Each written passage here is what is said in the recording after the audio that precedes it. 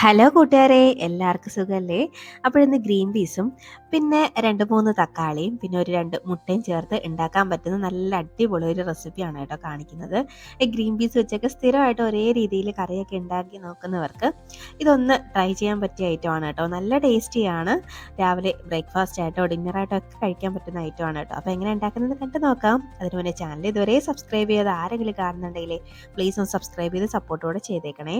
അപ്പോൾ ആദ്യം നമുക്ക് ഈ ഗ്രീൻ പീസ് ഒക്കെ ഒന്ന് വേവിച്ചെടുക്കണം. അതിന് വേണ്ടിയിട്ട് ഓവർനൈറ്റ് ഒന്ന് വെള്ളത്തിൽ കുതിർത്തിട്ടിരുന്ന ഗ്രീൻ പീസ് എടുത്ത് ഞാനൊരു കുക്കറിലോട്ട് ഇട്ട് കൊടുത്തിട്ടുണ്ട്. നിങ്ങളുടെ കയ്യിൽ ഫ്രോസൺ ഗ്രീൻ പീസ് ഉണ്ടെങ്കിൽ അത് വേണമെങ്കിലും എടുക്കാം കേട്ടോ. ഇനി ഇതിലേക്ക് ഒരു 3 തക്കാളിയും കൂടെ ഞാൻ ചേർക്കുന്നുണ്ട്.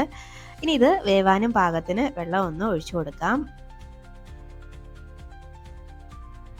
ഞാനൊരു 1.5 കപ്പോളം വെള്ളം ഒന്ന് ചേർത്ത് കൊടുക്കുന്നുണ്ടേ.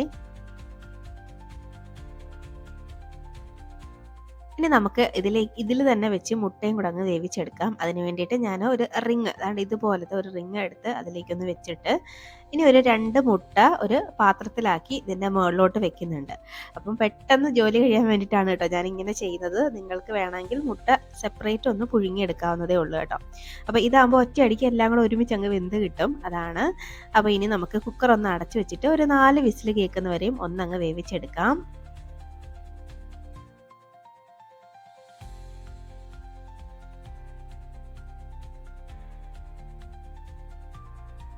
അപ്പോൾ ഇതിൻ്റെ വെയിറ്റ് ഒക്കെ ഇട്ട് കൊടുത്ത് ഞാനൊന്ന് അടുപ്പത്തേക്ക് മാറ്റുകയാണേ.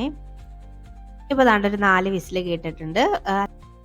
സ്റ്റീമൊക്കെ പോയി ഒരു 10-15 മിനിറ്റിന് ശേഷമാണ് കേട്ടോ ഞാനിത് ഓപ്പൺ ആക്കുന്നത്. കുറച്ച് തണുത്ത് വന്നതിന് ശേഷമാണ്, അല്ലെങ്കിൽ ഇതൊക്കെ എടുക്കാൻ പാടായിരിക്കും, അതുകൊണ്ടാണ് കേട്ടോ.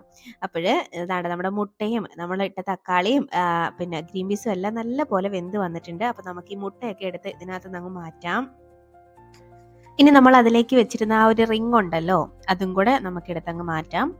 ഇനി ആ തക്കാളി എല്ലാം അങ്ങ് മാറ്റി വെക്കാം. ഈ തക്കാളിയുടെയൊക്കെ തൊലിയൊക്കെ നമുക്കൊന്ന് കളയേണ്ടതായിട്ടുണ്ട്. അപ്പോഴേ തക്കാളിയൊക്കെ എടുത്ത് ഒന്ന് മാറ്റുന്നുണ്ട്. ഞാനൊരു വേറെ പാത്രത്തിലോട്ടാക്കുന്നുണ്ട്. അത്യാവശ്യം കുറച്ച് ചൂട് ഇപ്പോഴും ഉണ്ട്, എടുക്കാൻ കുറച്ച് ബുദ്ധിമുട്ടാണ്. ഇപ്പോൾ ദാണ്ട് എല്ലാം എടുത്ത് മാറ്റി വെച്ചിട്ടുണ്ട്.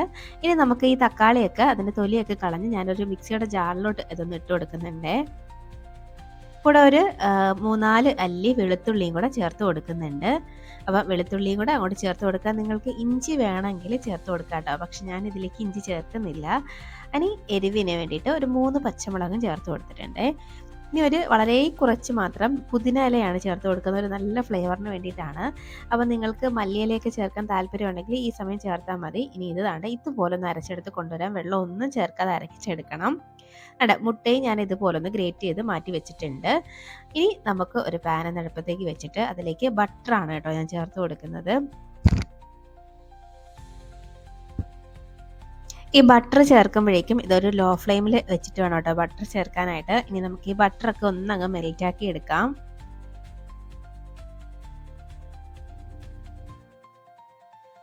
ഇപ്പോൾ ദാണ്ട ബട്ടറൊക്കെ നന്നായിട്ടൊന്നങ്ങ് മെൽറ്റായി വന്നിട്ടുണ്ട്. ഈ ഒരു സമയമാകുമ്പോഴേക്ക് ഇനി ഇതിലേക്ക് ചേർത്ത് കൊടുക്കുന്നത് ഒരു സവാള ഒന്ന് പൊടിയായിട്ട് അരിഞ്ഞതാണ് കേട്ടോ, അത് ചേർത്ത് കൊടുക്കാം. ഇനി സവാളയൊക്കെ നല്ലപോലെ ഒന്നങ്ങ് വഴറ്റിയെടുക്കാം. ഈ സവാളയൊക്കെ ഒന്ന് നന്നായിട്ട് വെന്ത് വരണം, അത്രയും വരെ ഒന്ന് വഴറ്റിയെടുത്താൽ മതിയാവും. കുറച്ചല്ലേ ഉള്ളൂ, അതുകൊണ്ട് പെട്ടെന്ന് തന്നെ ഒന്ന് ആയി കിട്ടും.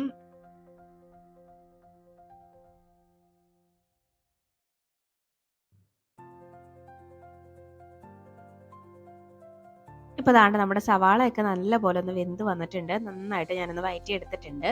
അപ്പോൾ ദാണ്ട് ഈ ഒരു പരുവം വരെ ഒന്ന് വഴറ്റിയെടുത്താൽ മതിയാവേ.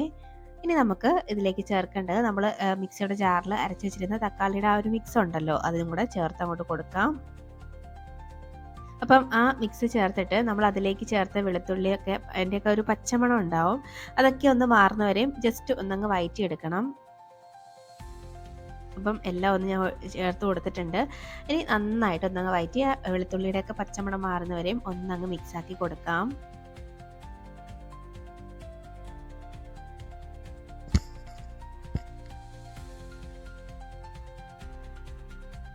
ഇപ്പോൾ ദാണ്ടെ പച്ചമണമൊക്കെ ഒന്ന് മാറി വന്നിട്ടുണ്ട്. അപ്പോൾ ഇനി നമുക്കിതിലേക്ക് വളരെ കുറച്ച് പൊടികളും കൂടെ ഒന്ന് ചേർത്ത് കൊടുക്കണം. സാധാരണ നമ്മൾ ചേർക്കുന്ന ബേസിക് മസാലകൾ തന്നെയുള്ളൂ. ഒരു 1/4 ടീസ്പൂണൊക്കെ മഞ്ഞൾപ്പൊടി ചേർത്ത് കൊടുക്കാം. ഇനി ഒരു 2 ടീസ്പൂൺ മല്ലിപ്പൊടിയാണ് കേട്ടോ ചേർത്ത് കൊടുക്കുന്നത്. ഇനി ഒരു 2 ടീസ്പൂണൊക്കെ മുളക് പൊടി, കാശ്മീരി ചില്ലിയാണ് ഞാൻ ചേർക്കുന്നത്. ഈ 1 ടീസ്പൂൺ ചിക്കൻ മസാലയാണ് കേട്ടോ ചേർക്കുന്നത്. ഞാൻ എപ്പോഴും പറയുന്ന പോലെ തന്നെ ചിക്കൻ മസാലയുടെ ടേസ്റ്റ് ഇഷ്ടമല്ലെങ്കിൽ ഗരം മസാല ചേർത്താലും മതി. ഇനി പൊടികളുടെ പച്ചമണം മാറുന്നവരെയും നല്ലപോലെ ഒന്നങ്ങ് വഴറ്റിയെടുക്കാം. ലോ ഫ്ലെയിമിൽ വെച്ചിട്ട് വേണം ഒന്ന് വഴറ്റിയെടുക്കാനായിട്ടേ.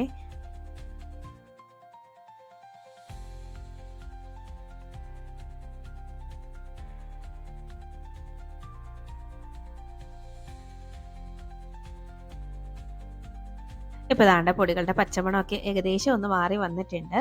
അപ്പോൾ ഇനി നമുക്കിതിലേക്ക് കുറച്ച് വെള്ളം ഒന്ന് ചേർത്ത് കൊടുക്കാം. ആ മിക്സിയുടെ ജാറിൽ കുറച്ച് വെള്ളം ചേർത്തിട്ടാണ് ഞാൻ ചേർക്കുന്നത്. ആദ്യം വളരെ കുറച്ച് ഒരു 1/2 കപ്പോളം വെള്ളം ചേർത്തിട്ട് ജസ്റ്റ് ഒന്നങ്ങ് മിക്സാക്കി കൊടുക്കാം.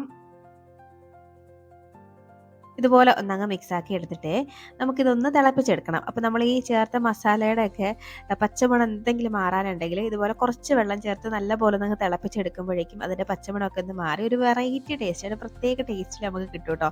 അപ്പോഴും ഇതുപോലെ ഒന്നങ്ങ് ചെയ്തെടുക്കുക. ഇപ്പോൾ ദാണ്ടെ നല്ലപോലെ തിളച്ച് എണ്ണയൊക്കെ ഒന്ന് തെളിഞ്ഞ് വന്നിട്ടുണ്ട്. അപ്പോൾ ഈ ഒരു സമയമാകുമ്പോഴേക്കും ഇതിലേക്ക് നമുക്ക് ബാക്കി വെള്ളവും കൂടെ ചേർത്ത് കൊടുക്കാം. നമുക്ക് എത്രയാണോ ഗ്രേവിക്ക് വേണ്ടുന്നത് അത്രയും വെള്ളം ചേർത്ത് കൊടുക്കാം. ഈ ഒരു കറിയിലേക്ക് അധികം വെള്ളം ചേർക്കാത്തതാണ് കേട്ടോ നല്ലത്. അപ്പം കുറച്ച് തിക്കായിട്ടിരിക്കുന്ന ഒരു കറിയാണ്. അതുകൊണ്ട് ഞാൻ മൊത്തത്തിൽ ഒരു 1.25 കപ്പോളം വെള്ളമേ ചേർത്തിട്ടുള്ളൂ.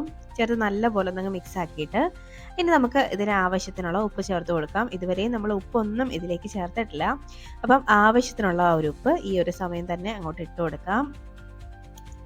വീണ്ടും ഇത് നല്ലപോലെ ഒന്നങ്ങ് മിക്സാക്കി എടുത്തിട്ട് ഇനി നമുക്ക് ഇതിലേക്ക് ചേർക്കേണ്ടത് നമ്മളിവിടെ വേവിച്ച് വെച്ചേക്കുന്ന ഗ്രീൻ പീസ് ഉണ്ടല്ലോ അതങ്ങോട്ട് ചേർത്ത് കൊടുക്കാം. അപ്പോൾ ആ ഗ്രീൻ പീസ് വേവിച്ചപ്പം കുറച്ച് വെള്ളമൊക്കെ ഉണ്ടെങ്കിൽ അതോടെ തന്നെ അങ്ങ് ചേർത്ത് കൊടുത്താൽ മതിയാവും. വീണ്ടും ഒന്നും കൂടെ ഒന്നങ്ങ് മിക്സാക്കി ഇത് നന്നായിട്ട് ഇനി ഒന്നങ്ങ് തിളപ്പിച്ചെടുക്കണം. അപ്പോൾ ഇതൊന്ന് നല്ലപോലെ ഒന്ന് തിളച്ച് വരട്ടെ. അപ്പോൾ ദാണ്ടെ ഒന്ന് തിളച്ച് തുടങ്ങിയിട്ടുണ്ട്. അപ്പോൾ ദാണ്ടെ നല്ലപോലെ ഒന്ന് തിളച്ച് വന്നിട്ടുണ്ട് കണ്ടോ. ഇതുപോലെ നല്ലപോലെ ഒന്ന് തിളപ്പിച്ചെടുക്കാം. അപ്പോൾ ഇനി ഇതുപോലെ ഒന്ന് തിളച്ച് വരുന്ന സമയമാകുമ്പോഴേക്കും ഇനി നമുക്ക് ഇതിലേക്ക് ചേർക്കേണ്ടത് നമ്മൾ ഗ്രേറ്റ് ചെയ്ത് വെച്ചേക്കുന്ന മുട്ടയുണ്ടല്ലോ. അപ്പോൾ മുട്ട ചേർത്ത് കൊടുക്കാം. ഞാനിവിടെ 2 മുട്ട എടുത്തിട്ടുള്ളായിരുന്നു. അപ്പോൾ നിങ്ങൾക്ക് കുറച്ചധികം മുട്ട വേണമെങ്കിൽ 2ഓ 3ഓ ഒക്കെ എടുക്കാം. പക്ഷേ ഈ ഒരു പാകത്തിന് കണക്കിനനുസരിച്ചുള്ള മുട്ടയാണ് കേട്ടോ ഞാൻ എടുത്തേക്കുന്നത്. അപ്പോൾ ഇനി നല്ലപോലെ ഒന്നങ്ങ് മിക്സാക്കി കൊടുക്കാം. ഇനി നമുക്കിതൊന്ന് അടച്ച് വെച്ചിട്ടൊന്ന് വേവിച്ചെടുക്കാം. ആ മസാലയൊക്കെ ഗ്രീൻ പീസിലും നമ്മുടെ മുട്ടയിലൊക്കെ നല്ലപോലെ ഒന്ന് പിടിച്ച് വരണം. ഒരു 6-7 മിനിറ്റ് ഒന്ന് അടച്ച് വെച്ച് വേവിച്ചാൽ മതിയാവും. ഇപ്പോൾ ദാണ്ടെ ഒരു 7-8 മിനിറ്റ് കഴിഞ്ഞിട്ടുണ്ട്. ആ ഗ്രേവിയൊക്കെ നല്ല വറ്റി മുട്ടയിലൊക്കെ നല്ലപോലെ മസാല ഒന്ന് പിടിച്ച് വന്നിട്ടുണ്ട് കണ്ടോ. നല്ലപോലെ വറ്റി ഇതുപോലെ തിക്കായിട്ടിരിക്കുന്ന ഒരു കറിയാണ് കേട്ടോ. ഇതാണ് green peas egg keema masala എന്ന് പറയും. നല്ല ടേസ്റ്റി ആയിട്ടുള്ള ഒരു കറിയാണ് കേട്ടോ.